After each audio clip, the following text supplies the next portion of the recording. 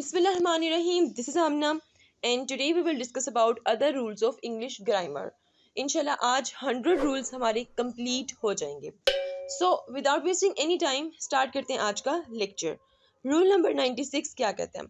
Rule number 96 में हम लोग दो ऐसे words use करेंगे जो कि as a connectors हम अपने sentences में use करते हैं. एक आ जाएगा nevertheless, दूसरा जाएगा conversely. अब बहुत से स्टूडेंट्स कहेंगे कि हम तो यूज़ ही नहीं करते हैं, लेकिन आप लोग यूज़ करते हैं. आप लोगों को यूज़ करना नहीं आता. ये वो वर्ड्स हैं जो आप लोग अपने डेली के हर सेंटेंस में तकरीबन यूज़ कर रहे होते हैं, लेकिन आपको नहीं पता कि इनको यूज़ किस तरह करना है. ठीक है, ये एज अ कनेक्टर्स यूज़ होते हैं. मतलब अगर आपने एक बात की है, उसी बात का जो दूसरा हिस्सा है उसको कनेक्ट करने के लिए कनेक्टर्स आपको रिक्वायर्ड है, और ये कनेक्टर्स होते हैं नेवरदीलेस एंड कन्वर्सली. सबसे पहले हम किसको देखते हैं? नेवरदीलेस को देखते हैं. Use nevertheless to introduce a contrast. अगर हमने किसी चीज़ में कंपैरिजन करना हो तो हम लोग नेवरदीलेस यूज़ करते हैं. For example the movie was long nevertheless it was enjoyable. मतलब जो फिल्म थी वो लंबी थी, लेकिन फिर भी मज़ा आया. ठीक है, मतलब कि इंजॉय उसने हमें करवाया पूरा. देखो, फिर भी मैंने इसके ऊपर लिख दिया यहाँ पर, फिर भी हम बहुत दफ़ा यूज़ करते हैं. ठीक है, तो उसके लिए आप नेवरदीलेस यूज़ करें अपने सेंटेंस को कनेक्ट करने के लिए. देखिए, समटाइम हम लोग इंग्लिश लिख रहे होते हैं, उसमें हम लोग एक बार शुरू करते हैं, फिर दूसरी, फिर तीसरी, और जब हम उसको एवेल्युएट करवाते हैं ना, तो हमें पता चलता है कि हमने इस तरह से पैराग्राफ्स लिखे हैं कि उनका आपस में कोई कनेक्शन नहीं बन रहा. मतलब एक बात दूसरी चीज़ से कनेक्ट नहीं हो रही है. क्लियर? तो उन चीज़ों को कनेक्ट करने के लिए आप लोगों को इन वर्ड्स को यूज़ करना है. अच्छा, देन हम यूज़ करें कन्वर्सली. हम कहाँ यूज़ करते हैं? कन्वर्सली हम यूज़ करते हैं अगर हमने एक चीज़ की बात कर रहे हैं. ठीक है, अगर हमने उसकी ऑपोजिट चीज़ें दिखानी हो. ठीक है, देखिए जैसे कि मूवी अच्छी थी, ठीक है, लेकिन बिल्कुल मज़ा नहीं आया. ठीक है, तो ऑपोजिट चीज़ें बताने के लिए आप कन्वर्सली का यूज़ करते हैं. For example, I thought it would be easy. मुझे लगा ये आसान होगा. Conversely it was challenging. ठीक है, लेकिन ये क्या था? ये चैलेंजिंग था, मतलब कि मुश्किल था. ठीक है, तो ये इस तरह से आप लोग नेवरदीलेस और कन्वर्सली का यूज़ कर सकते हैं. नाउ रूल नंबर 97 की हम लोग बात कर लेते हैं. रूल नंबर 97 में some proper noun names end with S और E S and all the nouns are always singular. ठीक है, देखो हमने एस रूल पढ़ा हुआ है. ठीक है, एस रूल अगर आप, शायद मैंने अपनी सेशन के बच्चों को पढ़ाया है, आप लोगों को शायद मैंने नहीं पढ़ाया हो, लेकिन मैं इंशाल्लाह आप लोगों को भी एस रूल पढ़ाऊंगी. उसमें होता है कि भाई कुछ टिप्स होते हैं कि इन वर्ड्स के एंड पे अगर हम लोग एस लगाएंगे तो वो प्लूरल बन जाएंगे, और ये वाले वर्ड्स इनके एंड पे ई एस लगाना है फिर प्लूरल बनेंगे. ये वाले वर्ड्स एस एंड इनके एंड पे आई एस लगाएंगे तो प्लूरल बनेंगे. तो वो कुछ टिप्स ट्रिक्स होते हैं, उसको एस रूल कहते हैं. ठीक है, अच्छा, लेकिन कुछ प्रॉपर नाउन ऐसे होते हैं कि उनको हम लोग प्लूरल बनाने की हमें ज़रूरत नहीं पड़ती है. मतलब उनके एंड पे एस या ई एस लगाने की ज़रूरत नहीं पड़ती है. ठीक है, क्योंकि वो हमेशा सिंगुलर ही होते हैं. मतलब हमेशा सिंगुलर सेंस में ही यूज़ होते हैं. सम प्रॉपर नाउन जैसे कि नेम्स एंड विद, कुछ प्रॉपर नाउन के नाम जो होते हैं वो एस या ई एस पे ख़त्म होते हैं. ठीक है, and all this noun are always singular. ये हमेशा हमेशा क्या होते हैं? सिंगुलर ही होते हैं. प्लूरल सेंस में इनको हम यूज़ नहीं करते हैं. जैसे कि name of diseases, measles, mumps, rickets. ठीक है, ये देखो पढ़ने में ऐसे लग रहा है जैसे ये प्लूरल है. ठीक है, बट एक्चुअली ये सिंगुलर नाउन है. ठीक है, नेम ऑफ सब्जेक्ट्स जैसे कि इंग्लिश, फिजिक्स, पॉलिटिक्स, मैथमेटिक्स. ठीक है, तो ये कुछ हैं जी सब्जेक्ट्स जिनके एंड पे एस एस एस लगा हुआ है. ठीक है, बट एक्चुअली में वो सिंगुलर ही यूज़ होंगे. नेम ऑफ गेम्स, एथलीट्स, इसके अलावा बिलियर्ड्स. ठीक है, ये वो वर्ड्स हैं जो कि आपको लगेगा शायद ये प्लूरल हैं, बट ये सिंगुलर ही हैं. टाइटल्स ऑफ द बुक्स जैसे कि Arabian Nights, War and Peace. ठीक है, इसके अलावा डिस्क्रिप्टिव नेम ऑफ कंट्रीज. ठीक है, कुछ कंट्रीज के नेम्स. ठीक है, तो ये वो वर्ड्स हैं जो कि सारे क्या यूज़ होंगे? जो कि सिंगुलर ही यूज़ होंगे. इनको प्लूरल करने की ज़रूरत नहीं पड़ती है. ठीक है, ठीक है, ये तो सिंपल चीज़ें समझ आ गई हैं. लेकिन सम टाइम ये जो वर्ड्स होते हैं ये एज अ सब्जेक्ट यूज़ नहीं होते. जैसे कि देखो यहाँ पे मैंने लिखा हुआ है, पहले हम स्टैटिस्टिक्स की मैंने बात की है. ठीक है, स्टैट एक सब्जेक्ट भी है, ठीक है। सम टाइम स्टेटिस्टिक्स जो है वो एक वर्ड भी है जिसका मीनिंग है डाटा, ठीक है। मतलब जैसे हम कहते हैं कि इस स्टेटिस्टिक्स के मुताबिक 2023 में तकरीबन 98 बच्चों को टाइफाइड हुआ पोल्यूशन की वजह से, ठीक है। फर्ज करो मैंने एक स्टेटिस्टिक्स निकाली है। अब इस सेंटेंस में जो स्टेटिस्टिक्स है वो एक डाटा बता रहा है, मतलब वो डाटा के सेंस में यूज हो रहा है, वो किसी सब्जेक्ट की फॉर्म में यूज नहीं हो रहा। तो ये भी आपको ख्याल रखना है। For example statistics shows that women live longer than man. जैसे कि देखो स्टेटिस्टिक्स ये बताता है, डाटा ये बताता है कि एक जो औरत होती है उसकी ज़िंदगी ज़्यादा होती है एज कम्पेयर टू मैन, ठीक है। अच्छा, इसके अलावा देखो मैथमेटिक्स ये भी एक सब्जेक्ट है, लेकिन कुछ सेंटेंसेस में मैथमेटिक्स जो सी है वो एलिजिबिलिटी बताती है किसी बंदे के। जैसे हम कहते हैं कि भाई मेरी मैथमेटिक्स अच्छी है, ठीक है, बड़ी स्ट्रॉन्ग है मेरी मैथमेटिक्स, ठीक है। मैं अब देखें, अब अगर मैं इसकी एग्जांपल दूं, my mathematics is not good, ठीक है। अब अगर मैं इस केस में देखूं तो यहाँ पे जो मैथमेटिक्स है वो एक सब्जेक्ट के तौर पर यूज नहीं हो रहा, वो प्लूरल के सेंस में यूज हो, सॉरी वो एलिजिबिलिटी बता रहा है आपकी, ठीक है। तो इस केस में ये एक सब्जेक्ट नहीं है, हम इसके साथ इज नहीं लगाएंगे, आपकी एलिजिबिलिटी बता रहा है तो यहाँ पर हम आर लगाएंगे। माई मैथमेटिक्स आर गुड या माई मैथमेटिक्स आर नॉट गुड, ठीक है, ये आपने याद रखना है।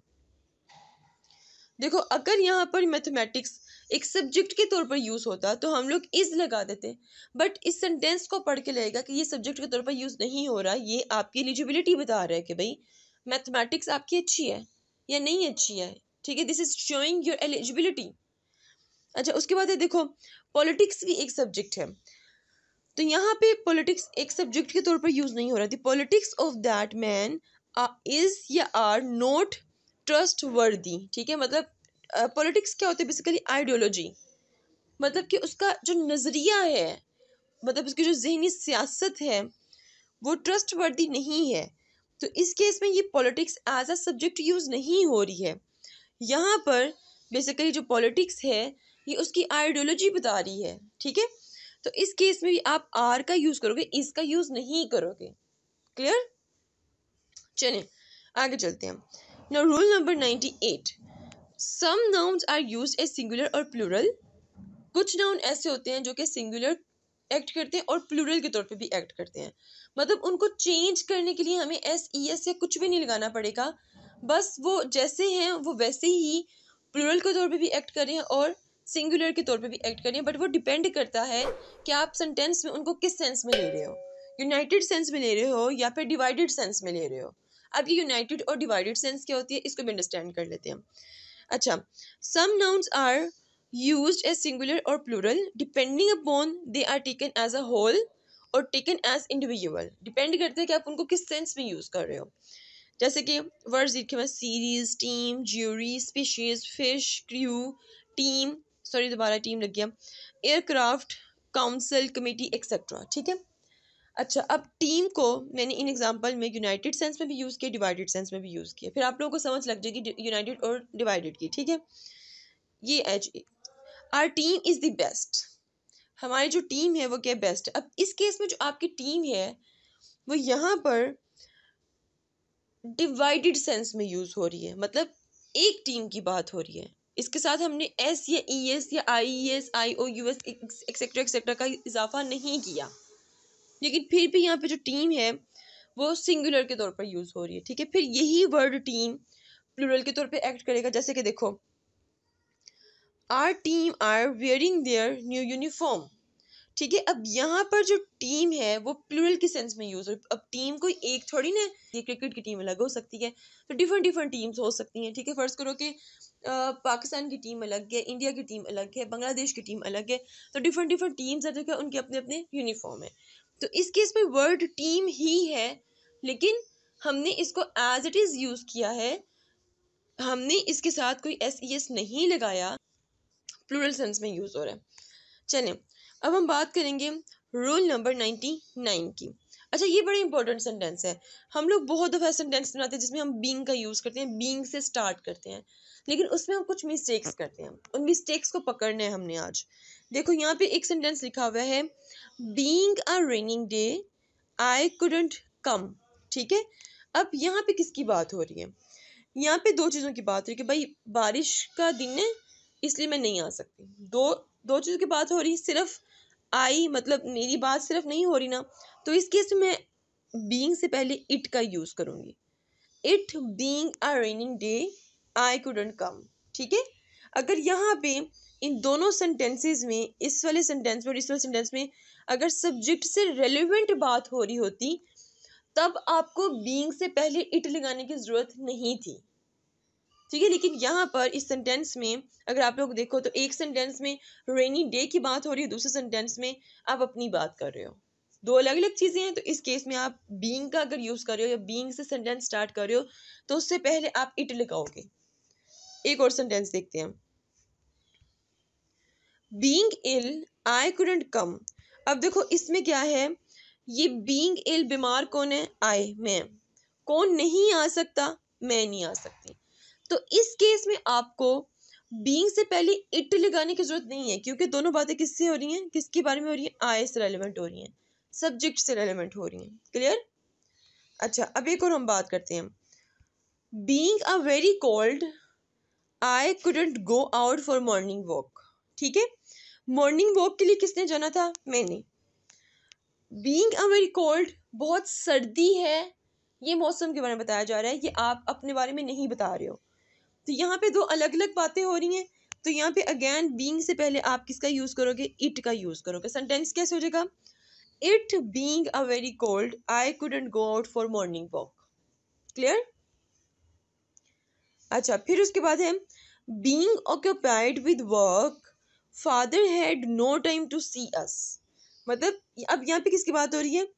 फादर की बात हो रही है, मतलब वो बहुत ज्यादा बिजी है अपने काम में, इसलिए वो हमें देखने नहीं आ सकते हैं। ठीक है, या मिलने नहीं आ सकते हैं। दोनों बातें किससे रेलेवेंट है? फादर से रेलेवेंट है। अब ये सेंटेंस बिल्कुल ठीक है, इससे पहले इट लगाने की आपको जरूरत नहीं है। ठीक है, तो ये रूल नंबर आपका 99 हो गया। ना रूल नंबर 100 जो बहुत इजी है, इसमें हम लोग देखेंगे, हम लोग बहुत सिंपल सिंपल वर्ड्स यूज करते हैं। ये इन, ऑन, एट, टू, ये वो वर्ड्स हैं जो हम लोग बहुत ज़्यादा यूज करते हैं। जैसे कि ऑन, ऑन हम कहाँ पर यूज करते हैं? Use on to indicate the location on a surface. अगर हमने किसी चीज के ऊपर कोई चीज रखनी है, किसी सरफेस के ऊपर कोई चीज रखनी है, तो उस केस में हम लोग ऑन का यूज करेंगे। जैसे कि this book is on the table. ठीक है, टेबल की सरफेस पे हमने कोई चीज रखी है। ठीक है, अच्छा, इस केस में हम लोग ऑन का यूज करेंगे। इस तरह इन का यूज हम कब करेंगे? Use in to indicate the location within a space. अगर किसी स्पेस के अंदर की जगह की हम बात कर रहे हैं तो अब इन का यूज करेंगे। ठीक है, मतलब फर्ज करो कि ये पूरा का पूरा एक घर है, इस घर के अंदर एक स्पेस है जो किचन है, उसके अंदर फर्ज कर लो, या एक स्पेस है ये वॉशरूम है, या एक स्पेस है ये रूम है कोई। ठीक है, तो किसी स्पेस के अंदर की अगर बात होगी तो हम लोग इन का यूज करेंगे। तो जैसे कि he is in the kitchen. ठीक है, मतलब एक स्पेस बंद है, एक जगह बंद है, वहां पर हम इन का यूज करेंगे। इस तरह हम लोग एट कहाँ पर यूज करते हैं? Use at to indicate a specific location. अगर हमने एक स्पेसिफिक लोकेशन की बात करनी है ना, तो हम लोग एट का जिक्र करेंगे। फर्ज करो कि हम लोग इंपोरियम मॉल जा रहे हैं। ठीक है, तो यहाँ पर एट लेगा इंपोरियम मॉल से पहले। ठीक है, एक लोकेशन स्पेसिफिक हो गई। फर्ज करो हम किसी पार्क में जा रहे हैं। ठीक है, तो जिस पार्क में जा रहे हैं वो एक स्पेसिफिक प्लेस है, तो उस केस में भी हम लोग एट का यूज करेंगे। For example they met at the park. ठीक है, ये जो पार्क है वो एक स्पेसिफिक जगह है। अच्छा, उसके बाद है used to to indicate direction. हम लोग टू कब यूज करते हैं? अगर हमने किसी डायरेक्शन की बात करनी है। For example I am going to. ठीक है, ये देखो आई एम गोइंग टू, कहाँ जा रहे हो? एक डायरेक्शन की बात हो रही है कि भाई हम स्टोर जा रहे हैं, या हम स्कूल जा रहे हैं, या हम कॉलेज जा रहे हैं, या हम यूनिवर्सिटी जा रहे हैं। तो टू का यूज करोगे जब आपने डायरेक्शन को इंडिकेट करना। तो आज हमारे रूल्स हो गए complete. If you have any question, do right your questions in comment section below and hit the like and subscribe button if you haven't yet. मिलते हैं जी नेक्स्ट हॉट इशू के साथ। अंटिल देन मुझे अपनी दुआ में याद रखिएगा। स्टे ट्यून्ड एंड अल्लाह हाफिज़।